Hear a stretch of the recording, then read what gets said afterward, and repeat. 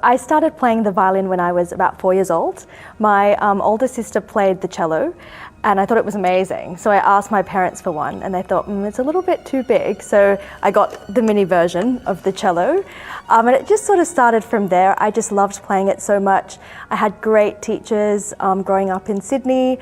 I went to a school in Burwood called MLC and there was a documentary made at the time when I was there called Mrs. Carey's Concert.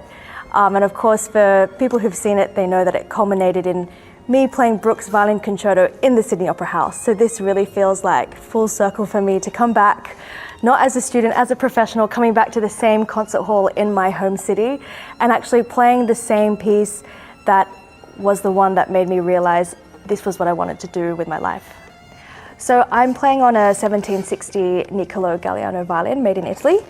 It's a very, very special instrument and it has been my partner in crime for the last 3 or 4 years. I recorded my CD on ABC Classics on this exact fiddle.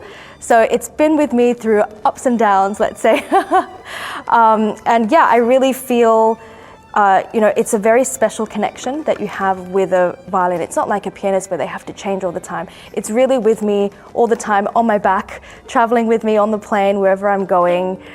So it is really important that you feel this sort of bond with the instrument you're playing, because this is my voice. This is what I need to use to express anything that it is that I want to say. The Bruch Violin Concerto is definitely one of just the major cornerstones of violin concerto repertoire. You kind of just can't get sick of playing it. You discover something new every time. And we know it's definitely a good one because it got Joachim's stamp of approval. I think that first movement really it's sort of a searching for where it's going, and then it goes straight into the second movement without any pause. So it's almost like all of that searching, and this is where we arrive to. And then of course the virtuosic third movement, which is just so much fun to play. But I think that's what's amazing about this concerto, is not only does it have these incredible violin solo lines, it's got the most rich and amazing tutti lines that sometimes when I stand there and I just want to turn around and listen to the orchestra play it, and then I sort of think, oh wait, I've got to come in now too.